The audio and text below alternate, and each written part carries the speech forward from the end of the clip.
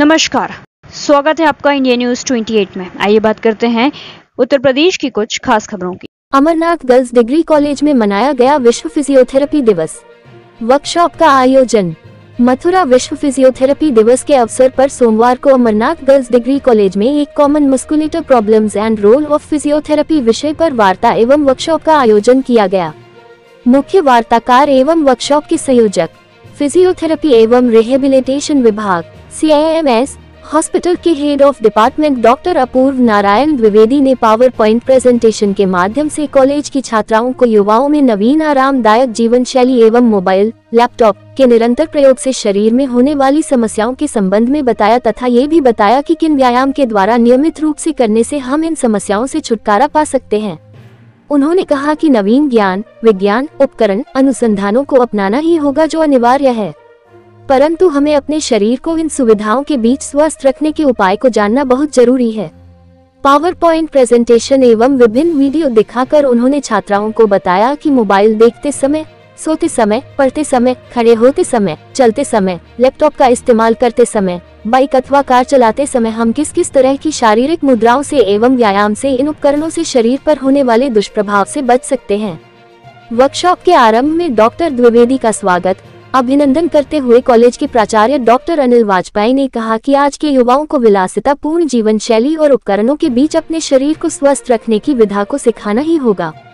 इस अवसर पर छात्राओं ने बहुत सारे प्रश्न पूछकर अपनी जिज्ञासाओं का समाधान किया। सिम्स हॉस्पिटल के रितेश ने संयोजन में बड़ी भूमिका निभाई। मथुरा से संवाददाता राजेश सोलंकी की रिपोर्ट। सर, आज ये जो वर्कशॉप हुई है इस विषय में आपका क्या कहना है और कैसा रहा आपका एक्सपीरियंस? तो आज जो हमने अमरनाथ गर्ल्स डिग्री कॉलेज में जो वर्कशॉप ली उसका मेन पर्पस ये था कि 8 सितंबर को जो है वो वर्ल्ड फिजियोथेरेपी डे था, तो उसके उपलक्ष्य में हमने वर्कशॉप कंडक्ट की थी।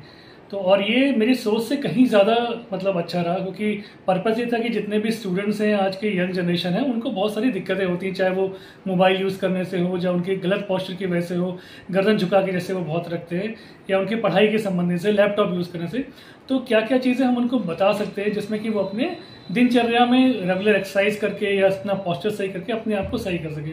तो उसी को केंद्रित करके मैंने जो वर्कशॉप ली थी और बच्चों ने बहुत उत्साह से पार्टिसिपेट किया और बहुत क्वेश्चन, मुझे सबसे बेस्ट पार्ट लगा क्वेश्चन आंसर सेशन। उन्होंने इतने अच्छे और प्रैक्टिकल क्वेश्चन पूछे, मुझे उम्मीद एक्चुअली उतनी नहीं थी कि बच्चे इतने अच्छे तरीके से पूछेंगे। तो इसका मतलब उन्होंने अच्छे से उस बात को ग्रहण किया है, अच्छे से नॉलेज ग्रहण की, तभी वो इतने क्वेश्चन प्रैक्टिकल क्वेश्चन पूछ। सर एक सेकंड, मैं ये पूछना चाहती हूँ कि आपने थ्योरिकली नॉलेज दी है या फिर प्रैक्टिकल भी कुछ कराया है?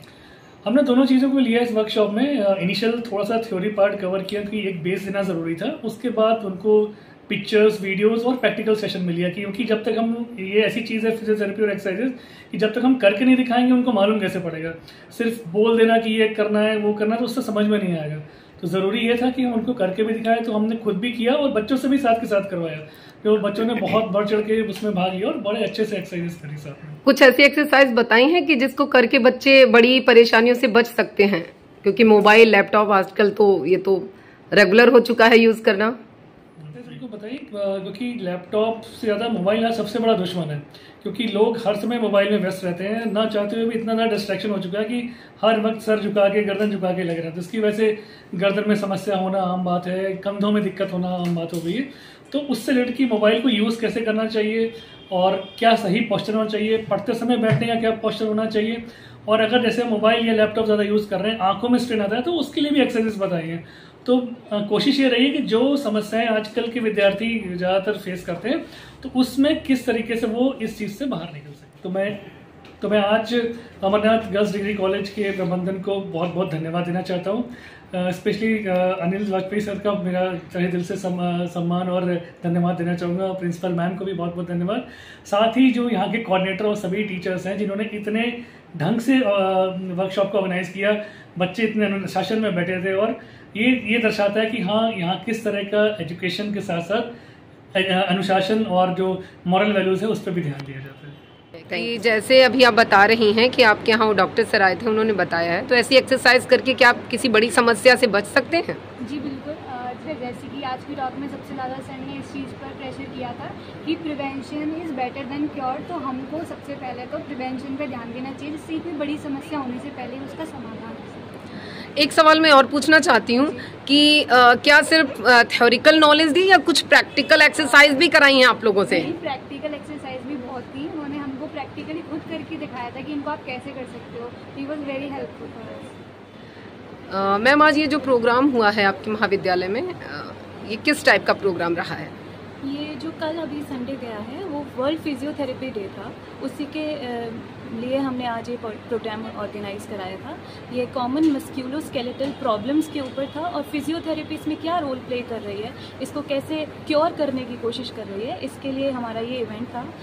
एक टॉक थी जो कि एक वर्कशॉप के रूप में निखर के आई, जिसमें जो हमारे डॉक्टर अपूर्व नारायण द्विवेदी आए थे।